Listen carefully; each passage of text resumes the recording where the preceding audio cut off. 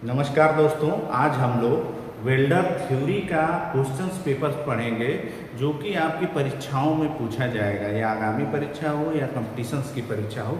चलिए देखते हैं कि वेल्डर का हमें ट्रेड थ्योरी का जो 38 क्वेश्चंस आते हैं उसका, जैसा कि हम लोग जानते हैं कि हमारा ट्रेड थ्योरी का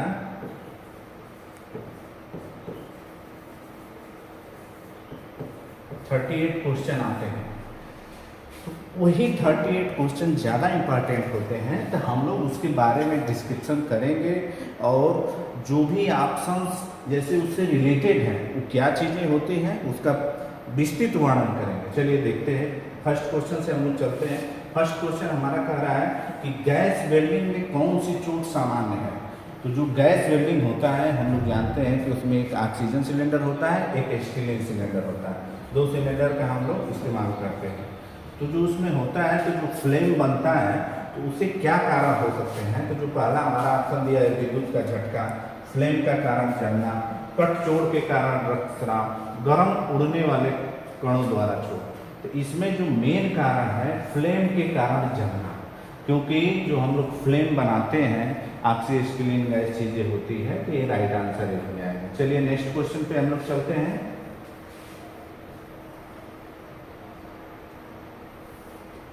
क्वेश्चन नंबर 2 कह रहा है कि दुर्घटना से प्रभावित व्यक्ति को मौके पर कौन सा उपचार दिया जाता है। तो यदि कोई फर्स्ट एड में सबसे पहला चैप्टर हम लोग पढ़ते हैं सुरक्षा एवं सावधानियां, तो उसमें बताया जाता है यदि किसी को चोट लग गई, चीजें हो गई, तो हम लोग क्या करते हैं, फर्स्ट एड वाली प्रक्रिया करते हैं, फर्स्ट एड की प्रक्रिया होती है। चलिए नेक्स्ट क्वेश्चन पे हम लोग चलते हैं।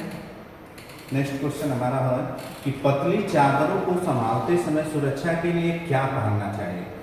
ठीक, यानी कि जो पतली चादरें होती हैं यदि उसको हम बिना सुरक्षा का पकड़ेंगे तो उसमें क्या होता है कि हाथों को काटने का डर रहता है, क्योंकि उसके जो किनारे होते हैं काफ़ी बारीक और साफ होते हैं। तो इसमें दिया है टांग्स, क्लैंप, हाथ के दस्ताने, हाथ की स्किन। तो इसका जो राइट आंसर हो जाएगा हाथ के दस्ताने, हैंड ग्लव्स जो लेदर का आता है उसको पहन के ही हम पतली चादरों को या जो भी जिसमें किनारे भर निकले रहते हैं उसको उठाएंगे, तभी आपको हाथों की सुरक्षा हो पाती है।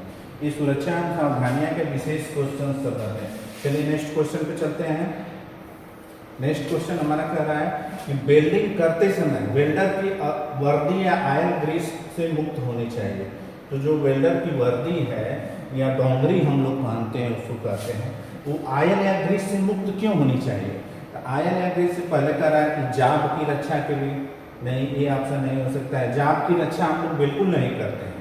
आग के किरणों को परावर्तित करने के लिए वर्दी पर ये आयल या ग्रीस की बात कर रहा है, तो ये काम तो करता है जो हमारा रिफ्लेक्शन का काम करता है, जो अल्ट्रावायलेट या जो हानिकारक रे निकलती हैं तो उसे सुरक्षा आपके चेस्ट आदि को करता है। लेकिन जो मेन सुरक्षा है आग लगने से बचने के लिए कह रहा है मुक्त क्यों होनी चाहिए, यानी जो आयल ग्रीस की बात कर रहा है। यदि आयल ग्रीस आपके वर्दी को लगा रहेगा तो क्या होगा, आग लगने का डर रहेगा। तो इसलिए आग लगाने से इसका जो राइट आंसर हो जाएगा आग लगने से बचने के लिए। चलिए नेक्स्ट क्वेश्चन पे चलते हैं। नेक्स्ट क्वेश्चन कह रहा है कि वेल्डिंग करते समय अल्ट्रावायलेट किरणों से चेहरों की रक्षा करने के लिए किस रक्षा उपकरण का उपयोग किया जाता है।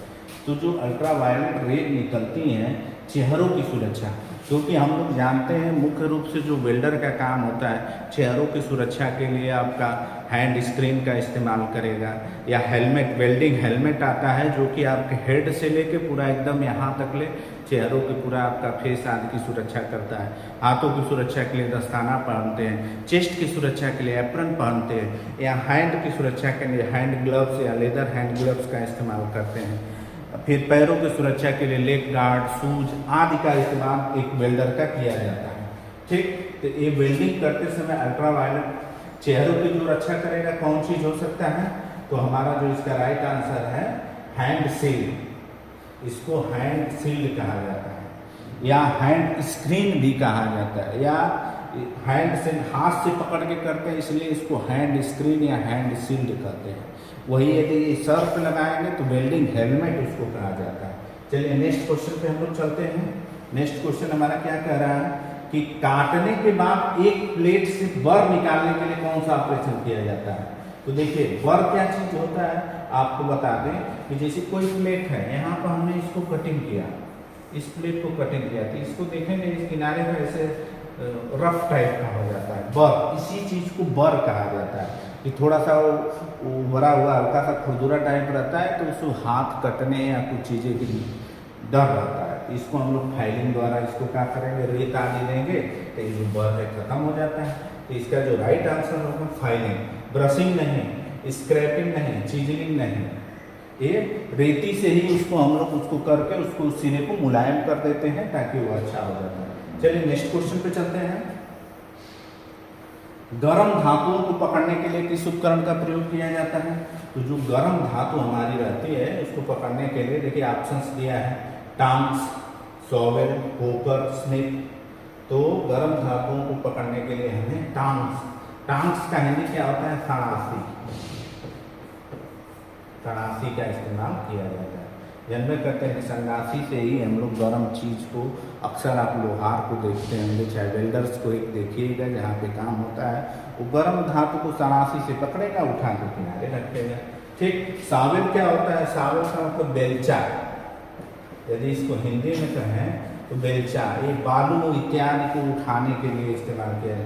पोकर भी एक टाइप का टूल है, जहाँ ब्लैक स्मिथी सांप लोहारगिरी वाले में रहता है, कोयला को ऐसे खंगारता है, ऐसे यल टाइप का ऐसे कराएगा, तो इसे क्या है, कोयला आदि है, तो इसको वो करेगा, करने का मतलब खोदने का काम करता है। स्निप्स कैंची होती है, तो पकड़ने वाला हमारा जो औजार है टांग्स है। चलिए नेक्स्ट क्वेश्चन पे चलते हैं।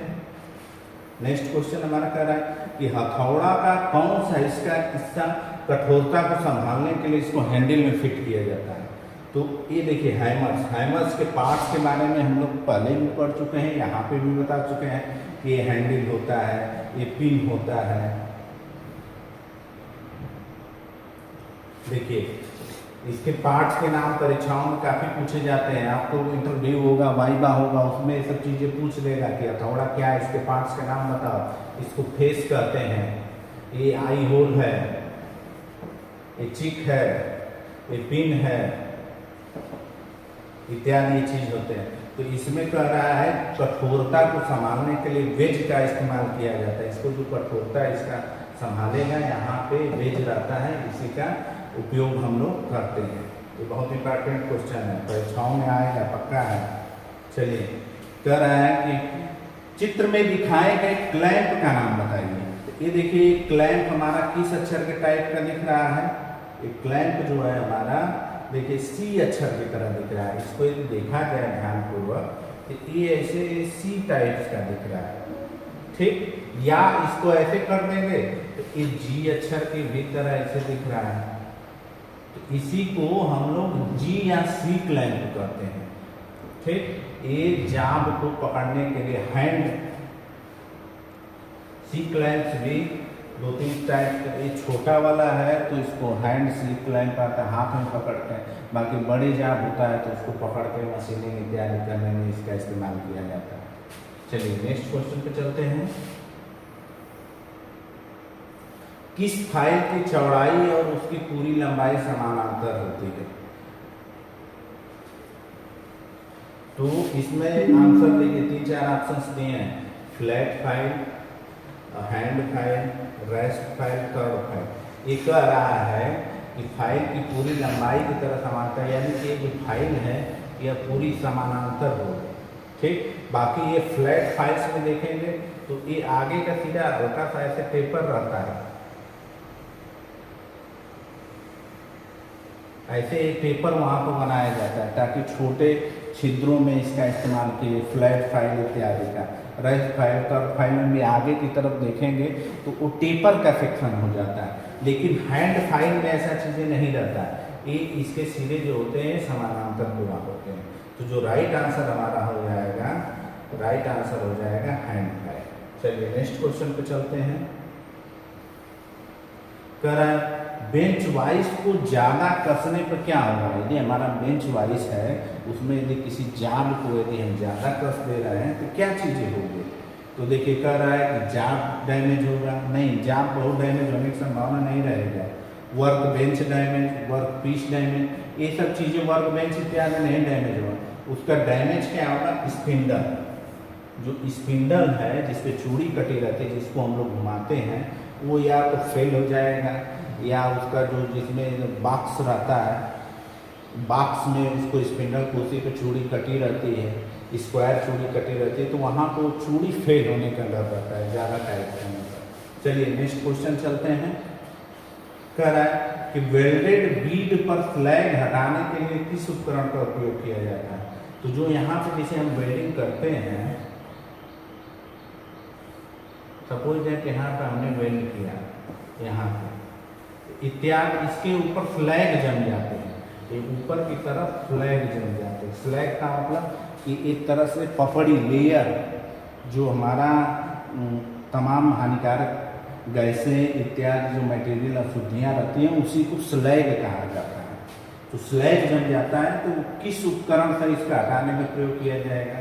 तो पंच का नहीं, ट्राई स्क्वायर का नहीं, बाल पिन हैमर का नहीं, चिपिंग हैमर का इस्तेमाल किया है। चिपिंग हैमर से इसके जब इस पर हम लोग चोट पहुँचाएंगे तो ये चीज़ें, वो मटेरियल हट जाएगा स्लैग इत्यादि, तभी आपकी वेल्डिंग की शुद्धता पता चलती है। चलिए नेक्स्ट क्वेश्चन पे चलते हैं। नेक्स्ट क्वेश्चन हमारा कह रहा है कि चित्र में दिखाए गए प्राथमिक उपचार क्या है। ये देखिए एक चित्र ऐसा बना है जिसमें एक व्यक्ति इस पे गिर गया है, इसको झटका लगा है, एक तरह से देखा जाए तो इसको झटका टाइप है, तो ये बिजली का झटका लगा है, तो इसका जो राइट आंसर होगा बिजली का झटका। ठीक, चलिए नेक्स्ट क्वेश्चन पे चलते हैं। ये जितने देखिए जितने क्वेश्चंस ये बता रहे हैं, यदि आप इसको पढ़ लेंगे तो मुझे आशा है कि ये 38 क्वेश्चन का जो आज हम चर्चा कर रहे हैं, गारंटी है कि आप पास हो जाएंगे। चलिए नेक्स्ट क्वेश्चन पे चलते हैं कि गंभीर रक्तस्राव के लिए क्या कार्रवाई की जाती है। तो जो हमारा ऑप्शन है, सोएं और आराम करें, घाव पर दबाव डालें, घाव को कसकर ढक दें, रोल्ड अप यूज करें। चलिए तो इसका जो राइट आंसर होगा घाव पर दबाव डालें। कभी भी यदि हमें चोट लगती है तो उस पर दबाव डालना चाहिए, उसको दबाना चाहिए, ताकि उसको दबाने से वो ब्लड हमारा बंद हो जाए, ताकि ज़्यादा नुकसान ना हो, व्यक्ति को तुरंत हॉस्पिटलाइज या फर्स्ट एड चीज़ें किया जा सके। तो ये आराम करें, ये भी नहीं ऑप्शन होगा, ये भी नहीं होगा, ये भी नहीं।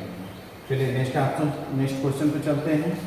कह रहा है कि कार्यशाला में गैस सिलेंडर कैसे रखे जाते हैं।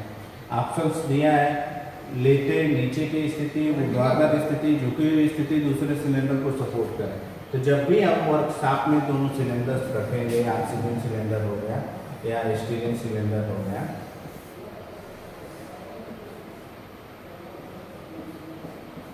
तो कभी भी वर्कशॉप में हमेशा वर्टिकल पोजीशंस में रखा जाता है। सिलेंडर्स को कभी भी लेटा के नहीं रखना चाहिए, झुकी हुई स्थिति में नहीं रखना चाहिए, दूसरे सिलेंडर को सपोर्ट में नहीं रखना चाहिए। ये वर्टिकल पोजीशंस में रहेगा तो सुरक्षित रहता है। चलिए नेक्स्ट क्वेश्चन पे चलते हैं। कह रहा है OAW में वेल्डिंग टार्च का उपयोग क्या होगा। OAW क्या होता है, पहले आपको बता दें कि OAW क्या चीजें हैं। OAW का मतलब ऑक्सीजन, इसका मतलब है एसिटिलीन, यानी ऑक्सीजन एसिटिलीन वेल्डिंग को हम लोग OAW कहते हैं। ठीक, OAW में जो वेल्डिंग टार्च होता है हमारा, इसी वेल्डिंग टार्च आप लोग ऐसे देखे होंगे, वेल्डिंग टार्च होता है। कह रहा है कि इस वेल्डिंग टार्च का काम क्या होता है। इसमें दो पाइप ऐसे निकली रहती है, एक में हमारा ऑक्सीजन आएगा, एक में स्टीलिन आता है। तो ये काम क्या करता है, तो कह रहा है गैसों को मिलाना, गैसों को अलग करना, अपशिष्ट गैसों को वापस करना, ये तो करेगा नहीं, गैसों को अलग भी नहीं करता है। तो इसका जो राइट आंसर हो जाएगा, ये गैसों को मिलाना, मिक्सिंग करता है, यानी कि इसका जो चैम्बर या इसका डिजाइन जो अंदर किया गया है, ये जाके दोनों गैसों को मिला देगा, तभी यहाँ पे हम जब इसको आग लगाते हैं तो ये हमारा ज्वाला बनती है। ठीक, चलिए नेक्स्ट क्वेश्चन पे चलते हैं। कह रहा है OAW का पूर्ण रूप क्या है, अभी इसके पहले आया था, तो ऑक्सी एसिटिलीन वेल्डिंग। इसका राइट आंसर है ऑक्सी एसिटिलीन वेल्डिंग। बाकी के ऑप्शन ये सही है, देखिए ऑक्सी एसिटिलीन, बाकी ये ऑप्शन गलत दिया है, कोल दे दिया है। कोल का मतलब कोयला, उसमें कोयला नहीं मिलाया जाता है। एयर का रहा है, एयर भी नहीं मिलाया जाता। हाइड्रोजन इसी में जोड़ दिया, नहीं ये सब नहीं। इसको ध्यान से पढ़ के एक एक क्वेश्चन हम लोग करेंगे। चलिए नेक्स्ट क्वेश्चन पे चलते हैं। कह रहा है कि मोटी प्लेटों के लिए कौन सी वेल्डिंग प्रक्रिया की जाती है। तो जो मोटी प्लेट होती है उस पर हम लोग कौन सी वेल्डिंग करते हैं, देखते हैं क्या ऑप्शन है। कह रहा है शिल्डेड मेटल आर्क वेल्डिंग, नहीं। शिल्डेड मेटल आर्क वेल्डिंग पतली प्लेटों के लिए ज़्यादातर इस्तेमाल होते हैं, ये भी पतली प्लेटों के लिए। एटॉमिक हाइड्रोजन वेल्डिंग ये भी पतली प्लेटों के लिए। तो सबमर्ज्ड आर्क वेल्डिंग जो होती है ये मोटी प्लेटों के लिए सबसे ज़्यादा इस्तेमाल करते हैं। ये एक तरह से सेमी ऑटोमेटिक भी होती है और ये बहुत अच्छा वेल्डिंग होती है। चलिए इसका इमेज हम लोग दिखाते हैं आपको। सबमर्ज्ड आर्क वेल्डिंग क्या होता है, जैसे देखिए इस सबमर्ज्ड आर्क वेल्डिंग का एक फोटो दिया गया है। इसमें एक हापर होता है, फ्लक्स आगे आगे गिरता रहता है और इसके बाद पीछे से हम लोग वेल्डिंग करते रहते हैं।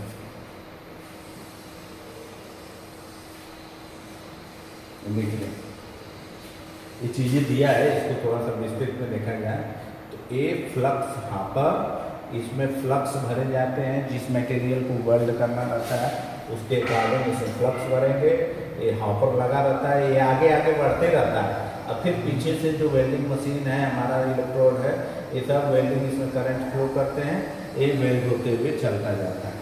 चाहे इधर भी देख सकते हैं, हापर से गिर रहा है मटेरियल और इधर से वेल्डिंग होते हुए चला जाता है। ये बहुत अच्छा, बहुत मजबूत मोटी प्लेटों के लिए, हैवी जहाँ हैवी काम होता है वहाँ पर हम लोग इसका इस्तेमाल करते हैं। चलिए नेक्स्ट क्वेश्चन पर चलते हैं। कह रहा है सिलेंडर लीकेज के दौरान क्या कार्रवाई करनी चाहिए। सपोज है कि आप वेल्डिंग कर रहे हैं, वेल्डिंग वर्कशॉप में सिलेंडर लीक गया तो क्या करेंगे। कह रहा है कि सुरक्षित क्षेत्र में चले जाएँ, कार्य क्षेत्र के निकट चले जाएँ, उसके बाद वेल्डिंग मशीन के पास ले चले जाएँ। नहीं, इसको हम लोग क्या करेंगे, सुरक्षित क्षेत्र में चले जाएँ। जो भी यदि गैस लीकेज हो रही है तो उसको सुरक्षित जगह पर रख देंगे ताकि आग लगने का डर न रहे, क्योंकि गैस जो है हमारा तेज़ी से ब्लास्ट करता है। तो सुरक्षित क्षेत्र में चले जाएँ। नेक्स्ट क्वेश्चन चलते हैं। कह रहा है कि चित्र डी में दिखाए गए वेल्ड के प्रतीक का क्या नाम है। देखिए जो ये दिया गया है चित्र डी वाला क्या पूछ रहा है, ये डी वाला इसका बात कर रहा है। कह रहा है बैक रनिंग, इसका जो ऑप्शन होगा हम बता दें कि ये सिंबल्स का मतलब क्या होता है। ये जो ऐसे वी शेप में बना हुआ है तो यानी कि ये वी ग्रुप है। जैसे वेल्डिंग्स में हम लोग क्या करते हैं कि फ्लैट वेल्डिंग करेंगे, सॉरी जो भी है बट ज्वाइंट बनाएंगे, लैप ज्वाइंट बनाएंगे, तो इत्यादि जितने ज्वाइंट्स बनाते हैं, जैसे बट ज्वाइंट बनाते हैं तो उसमें हम लोग क्या करते हैं, वी शेप में ग्रुप काटते हैं। जैसे देखिए वी शेप में ग्रुप मिल रखा है तो इसी को हम लोग भी बट ज्वाइंट करते हैं। भी हो सकता है जे शेप में हो जाता है, सिंगल जे, डबल जे इसी तरह होता है, यू शेप में बनाते हैं। जैसा मटेरियल्स है और ये मोटी प्लेटों पर अक्सर इस तरह के ज्वाइंट्स बनाए जाते हैं। V shape, J shape, U shape, single V, double U, double J इत्यादि होता है। तो यही ये बातें कर रहा है। तो और इसमें बैकिंग रन क्या होता है कि इसका जैसे ये वी शेप में बना है तो यहाँ नीचे पहले सबसे पहले हम नीचे से वेल्ड करेंगे, तो इसके लिए अलग साइज का इलेक्ट्रोड प्रयुक्त होगा। ऊपर वेल्ड करेंगे तो इसके लिए अलग साइज का इलेक्ट्रोड प्रयुक्त होगा, करंट का मान अलग रखेंगे। तो वही बात कर रहा है। तो इसका रन, इसी को बैकिंग रन कहता है। बैकिंग रन के साथ फ्लैश सिंगल भी बट वेल्ड, इसका जो राइट आंसर होगा यही होगा। इसको बहुत विस्तृत जानकारी लेने की ज़रूरत है, थोड़ा बहुत हमने बता दिया कि जैसे ये बताया है नीचे डी ऐसे मतलब बैकिंग रन के साथ ये भी वेल्डिंग ज्वाइंट है और ये कंटिन्यू वेल्डिंग करना है, ये बातें ये कह रहा है। और ये फिलेट ज्वाइंट ये बताता है, जो इस में से त्रिभुज का बताता है फिलेट ज्वाइंट है। अगला क्वेश्चन कर रहा है यदि दो सदस्यों को एक ही तल में वेल्ड किया जाए तो ज्वाइंट्स का नाम क्या होगा, तो बट ज्वाइंट। सिंपल था, इसका जो राइट आंसर होगा बट ज्वाइंट। कि दो सदस्यों को एक ही तल में से वेल्ड किया जा रहा है, एक दूसरे को इसे सटा दिया जा रहा है, तो बट ज्वाइंट। चलिए नेक्स्ट क्वेश्चन पे चलते हैं। कह रहा है कि ज्वाइंट में से कौन सा फिलेट समूह के अंतर्गत आता है।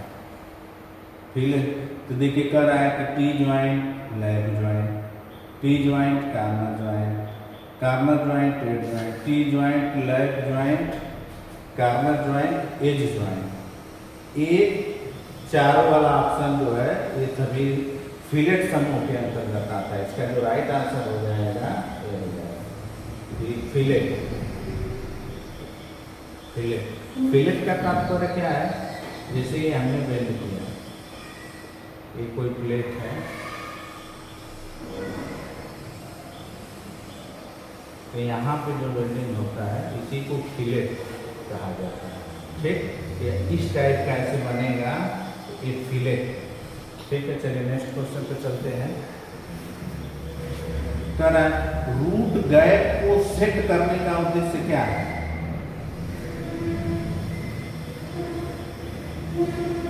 कह रहा है कि ओवर अंडर कट करने के लिए जो रूट गैप हम लोग रखते हैं विरूपण बढ़ाने के लिए, अच्छा प्रवेश पाने के लिए, फ्यूजन को कम करने के लिए, तो रूट गैप जो किया जाता है सेट करने का उद्देश्य अच्छा पेनिट्रेशन, यानी कि उसके अंदर तक पूरा मटेरियल हमारा भर के जाए, इसीलिए रूट गैप का इस्तेमाल किया जाता है।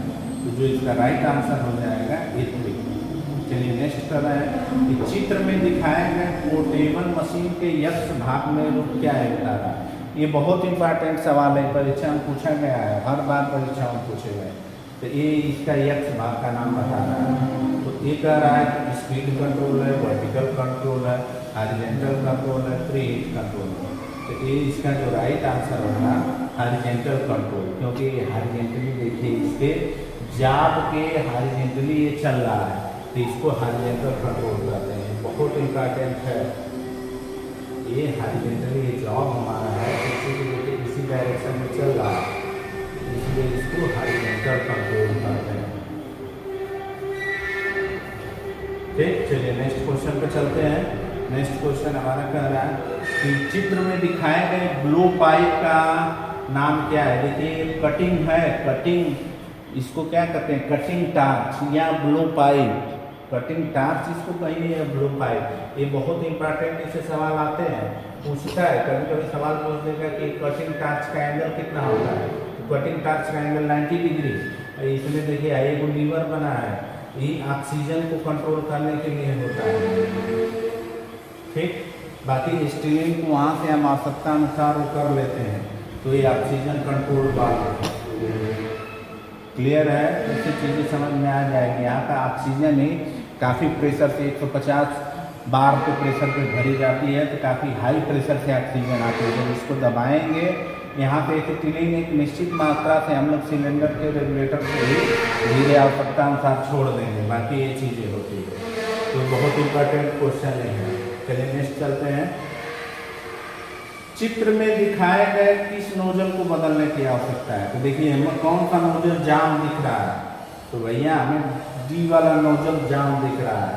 तो ये जो डी वाला जो नोजल है ये पूरा क्या हो गया, कचरा से भर गया है। जब भी हम वेल्डिंग करते हैं तो उसका नोजल रहता है, उसमें 8 होल बने रहते हैं, ये होलवा जाम हो जाता है, तो उसको पिन से ही सफाई किया जाता है। टिप क्लीनर जिसको कहते हैं, सुई की तरह टिप क्लीनर रहता है, तो इसके होल में टिप क्लीनर को डाल डाल के साफ किया जाता है। तो हमें डी वाला नोजल बदलने की जरूरत है। कह रहा है सिलेंडर वाल्व खोलने के लिए किस उपकरण का प्रयोग किया जाता है। तो जो सिलेंडर वाल्व है उसको खोलने के लिए स्पिंडल की का इस्तेमाल किया जाएगा। स्पिंडल की, रिंच का नहीं, कटिंग प्लायर का नहीं, एक्सटेंडर स्पिनर का नहीं, सिलेंडर की आती है, स्पिंडल की आती है, उसी का इस्तेमाल करते हैं। चलिए नेक्स्ट क्वेश्चन कर रहा है गैस कटिंग के बाद अत्यधिक चिपकने वाले स्लैब को हटाने के लिए किसका उपकरण किया जाता है। बाकी देखिए एक हल्का चिपकता है स्लैब इत्यादि, जो हल्का चिपकता है तो उसके लिए हम लोग चिपिंग हैमर का इस्तेमाल करेंगे। चिपिंग हैमर का, लेकिन जो ज़्यादा चिपका है तो छेनी का इस्तेमाल करेंगे। छेनी से ही, बिना छेनी से वो नहीं होगा। जैसे यहाँ वेल्डिंग कर रहे हैं हम लोग, यहाँ पर तो ये वेल्डिंग हो रहा है, यहाँ पर मटेरियल काफ़ी ज़्यादा छटक के चिपक गया है, यहाँ हो गया, तो इसको सफाई कर चिपिंग हैमर से तो स्लैग इत्यादि निकलते हैं जो हल्का रहता है, लेकिन ज़्यादा इसमें चिपका है तो छेनी का, इसमें बिना छेनी का वो मटेरियल्स नहीं हटेगा। तो यहाँ पे गलती बच्चे कर देते हैं, तो छेनी चिपिंग हैमर में दिया है, इसको आप मुंह के लगा देंगे नहीं, पहले सवाल को पढ़िएगा, अत्यधिक चिपकने की बात कर रहा है।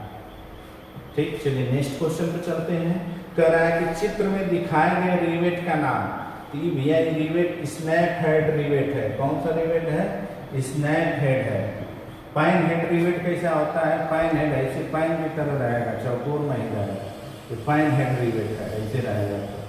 ठीक, फ्लैट हेड चौकोर में, पूरा चौकोर में फ्लैट। मशरूम हेड ऐसे मशरूम के छाता की तरह रहेगा। स्नैप हेड का ही सुधार रूप मशरूम हेड होता है।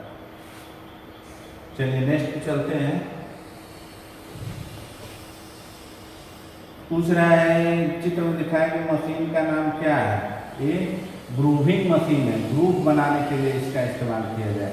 ब्रेजिंग मशीन देखते हैं, ब्रेजिंग करने का मतलब ब्रेजिंग करने के लिए होता है, दो जाम को जोड़ने के लिए होती है। सोल्डरिंग भी आयरन, इलेक्ट्रिक आयरन या इलेक्ट्रिक सोल्डर चाहे भट्ठी में गर्म करके होता है। फोर्जिंग पीच के किया जाता है। ये ग्रूविंग मशीन है, इसको हम अन्य ऑप्शन से जानेंगे। ब्रेजिंग मशीन है नहीं, सोल्डरिंग है नहीं, फोर्जिंग है नहीं, तो जो राइट आंसर है ग्रूविंग। कभी कभी क्या होता है कि जो चारों ऑप्शंस दिया है उस ऑप्शंस में से देख के सटीकता का अनुमान लगाने का प्रयास करिए। हर तरीके से किसी भी चीज़ को, सवाल को सभी एंगल्स देखने का प्रयास करेंगे तो उसको इजी सॉल्व करेंगे। चलिए, कह रहा है कि सीट मेटल के काम में पिन ज्वाइंटों का उपयोग किया जाता है, तो सीट मेटल्स में रिवेट ज्वाइंट का ज़्यादातर हम लोग इस्तेमाल करते हैं। रिवेट ज्वाइंट जो बक्सा, ड्रम इत्यादि बॉयलर बनते हैं, ये सब रिवेट ज्वाइंट का है। ब्रेजिंग सोल्डरिंग इतना तो बोल्ट नहीं लगाते हैं।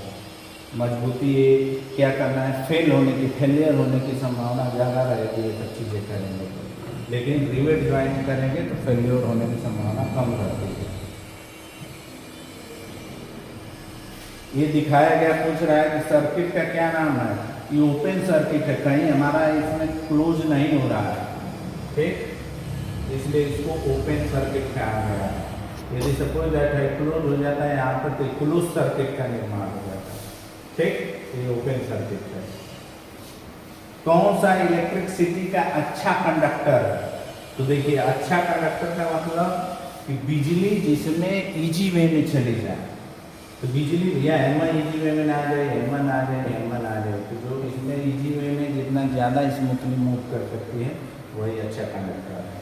चलिए नेक्स्ट चलते हैं। कौन सा इंसुलेटर है? इंसुलेटर का मतलब बिजली इसमें नहीं जा सकती, आसानी से प्रभाव नहीं और सुरक्षा रहता है। तो हमारा काम किसमें सुरक्षा ज़्यादा रहेगा? रबड़ में सुरक्षा ज़्यादा रहेगा। हमें बिजली चाहिए, वो चाहिए, वो चाहिए। ठीक, तो ये जो राइट आंसर है ये राइट वाला है। नेक्स्ट क्वेश्चन चलते हैं। शरीर को गर्मी या ठंडक की डिग्री क्या कहलाती है? शरीर यानी हमारा गर्म है या ठंडा है, किससे पता करेंगे? हीट, प्रेशर, रेजिस्टेंस नहीं, इससे भी नहीं, ये टेम्परेचर पे पता होगा। इसका जो राइट आंसर है तापमान होगा। तापमान से ही हम लोग पता करेंगे कि शरीर गर्म है, कई डिग्री टेम्परेचर है, क्या स्थिति है। ठीक, कह रहा है किस प्रकार का आर्क अधिक पृष्ठ तनाव को बढ़ाता है? जो किस टाइप का आर्क है अधिक पृष्ठ तनाव को बढ़ाता है? तो जो इसका राइट हो जाएगा लॉन्ग आर्क, अधिक पृष्ठ तनाव को बढ़ाएगा। ठीक, चलिए नेक्स्ट क्वेश्चन चलते हैं। कह रहा है कि चित्र में दिखाए गए भाग यक्ष का नाम बताइए। तो ये देखिए आर्क बिल्डिंग हो रहा है। ठीक, तो पूछ रहा है, सिंपल सा एकदम हलवा वाला सवाल। ये प्रत्येक वेल्डर को जानना चाहिए। वेल्डिंग मशीन दे दिया है, जाम होगा, जाम होगा, इलेक्ट्रोड है, होल्डर है, इलेक्ट्रोड को जो पकड़ रहा है वो इलेक्ट्रोड होल्डर।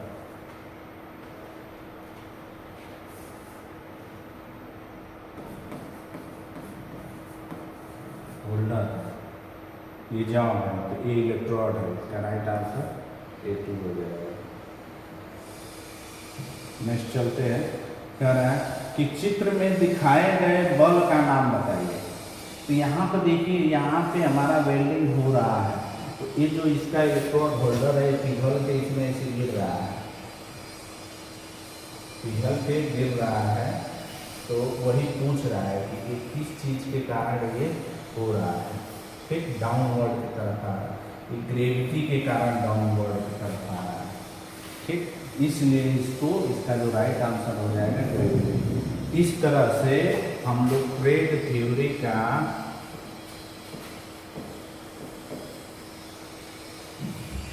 38 क्वेश्चन कंप्लीट किए। ये सेट 1 की बात हो रही है, ये सेट 1। यदि कोई बच्चा इसको पूरा पढ़ ले सेट 1, तो इसके बाद हम लोग सेट 2 और सेट 3 तीनों सॉल्व करेंगे। ये डीजीटी का एकदम जो पेपर बनाया गया है डीजीटी के द्वारा बनाया गया, इसी में से ही हूबहू सवाल आना है। इन तीनों सेटों का यदि हम जोड़ लिया जाए कि 38 गुण से 3 104 क्वेश्चन, 114 क्वेश्चन। यदि 114 क्वेश्चन हम लोग पढ़ लें, पूरा एक तैयार कर लें, 114 क्वेश्चन एकदम एक तरह से रट लीजिए या पढ़ लीजिए, तो मुझे 110% आशा है कि आपको परीक्षा में अच्छे नंबरों से पास होने से कोई नहीं रोक सकता है। तो इस तरह से हम लोग सेट 1 सॉल्व किए हैं, सेट 2 भी सॉल्व करेंगे, सेट 3 भी सॉल्व करेंगे। आपके पास समय कम है, परीक्षाएं नज़दीक है, इसको तुरंत जितना जल्दी हो सके एक एक क्वेश्चन इसको पढ़ डालिए, याद कर लीजिए, चाहे जिस भी तरीके से, क्योंकि इसी में से सवाल आना तय है, एकदम 110% गारंटी है। क्योंकि ये मैं 10-12 सालों का अनुभव आपको बता रहा हूँ। तो मुझे आशा है कि आप लोग इसको पढ़ेंगे, समझेंगे, याद रखेंगे। धन्यवाद। जय हिंद।